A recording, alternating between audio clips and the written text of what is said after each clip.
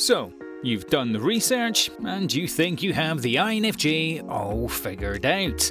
But with functions that run so deeply within their inner minds, do INFJs really show you who they are from their outward appearance? No, not really. In fact, this rare and unassuming personality type is one of the most difficult to spot from an outside looking in.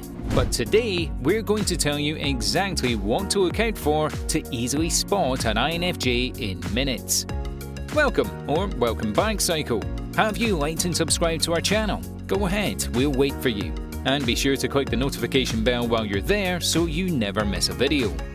Alright, let's jump right into it, starting with number 1.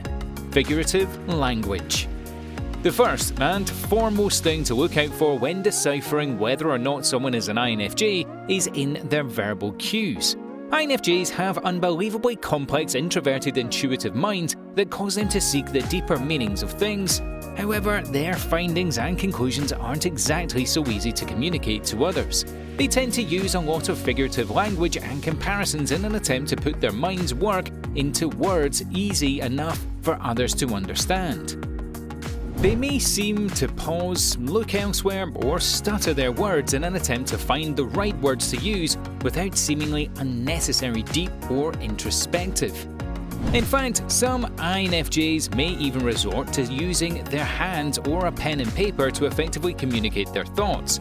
You can expect transition words such as like and to litter their speech as they strive to express themselves as coherently as possible, without losing interest in the other person.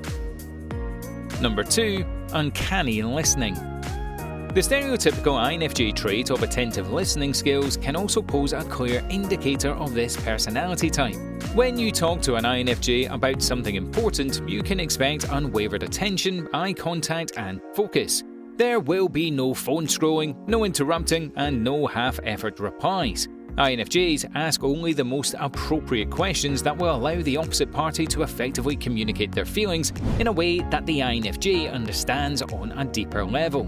Not only do people walk away from a deep conversation with the INFJ feeling like they've been understood in a way they never have before, but they can bet that the INFJ will remember every minor detail for the next time you see them. Once information is stored in their chaotic inner filing system, it's there to stay. Bonus points if you talk about something introspective and intellectual that catches their attention, and you'll see their eyes light up and their personality come alive. Number 3. The INFJ Stare.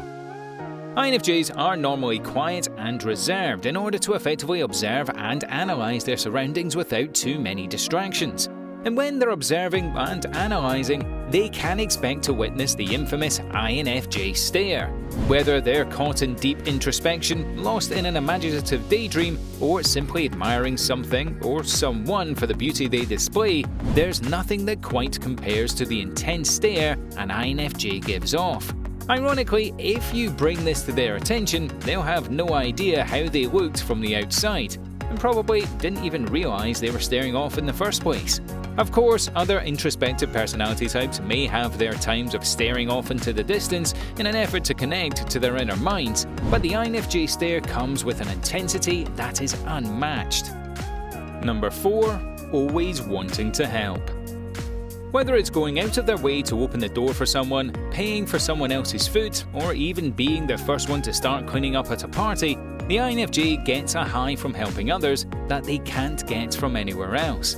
Their compassion and kindness is quite obvious when you've spent a good amount of time with an INFJ. But it doesn't stop there. In fact, the kindness of this empathetic personality type is matched with their innate common sense and intuition, which allows them to spot the people and situations that need help before they're willing to ask for it. For example, one INFJ Reddit user claimed they sometimes linger in a grocery aisle for longer than needed when they spot a person in a wheelchair to make sure they don't need anything from a higher shelf. Now, that may fall into the category of the INFJ's tendency to lend a hand where it's not really needed or wanted, but in the times where this tactic actually does assist, it can make their whole day, and usually the other person's too. Number 5. Seemingly cold demeanor. Sure, INFJs can be noticeably kind and compassionate, but their reserved body language and facial expressions say otherwise. As a matter of fact, if you were to pass an INFJ on the street, you'd probably see their demeanour appearing either sad, lost in thought, irritated, or even slightly angry. Yet if you were to tap them on the shoulder to ask them for the time, for example, they would greet you with bright eyes and a warm smile while racing to get you the time in an orderly fashion. Being highly sensitive and introverted, there's no doubt most INFJs can feel a little uncomfortable in certain public settings, and it shows. But aside from that, similar to the INFJ Stare, with introverted intuition being at the forefront of their functions, this seemingly cold demeanour is nothing more than sheer focus. Despite the reasoning, there's no doubt this distant appearance can come across as unapproachable and intense to the average passerby. Number 6. A strong sense of independence. INFJs march to the beat of their own drum in almost every aspect of life, with little focus on how others think. They love their alone time and can surely live a happy life without having many people around. For example, INFJs for the most part would prefer a night in over a night out, a solo travel over a group travel, and independent living over having roommates. They have specific goals, morals, and values that they don't want to have to rely on someone else to approve of before going forward. In fact, some INFJs are known to take the non-traditional route in life in an effort to avoid feeling tied down to a job or a specific way of living. This means they may be known to do things like taking on that solo travel, starting a business of their own, and even simple things like not conforming to gender-specific roles within a family dynamic. With introverted thinking as their tertiary function, INFJs want to accomplish things on their own terms by being their own bosses in life. In other words, what INFJ wants is what INFJs get, and there's not really any chance in stopping them. Number 7. They try not to stand out. Despite the rare and uncommon quirks of the INFJ personality type that causes them to stick out like a sore thumb in certain scenarios, most of the time this introverted being prefers to blend in with the background of things. They don't want to be the centre of attention, and they never want to be personally rewarded for something that took a team effort. The INFJ is known to actually take conscious effort in hopes of blending in or seeming normal. For example, they know they tend to stare when in deep introspection, so they make conscious efforts to avoid it the best way they can for the sake of other people. Quite frankly, if an INFJ could opt for being a fly on the wall in social gatherings, it probably wouldn't be so difficult for them to come out of hiding. And number 8. Depth and intensity. Once you've cracked the INFJ surface, the following layers just keep getting deeper and deeper. Not everyone will be invited to see this side of the INFJ, but if you do, you can consider yourself approved by their intuitive radar. The depth and intensity of the INFJ isn't always so apparent until you get them talking about something they're interested in.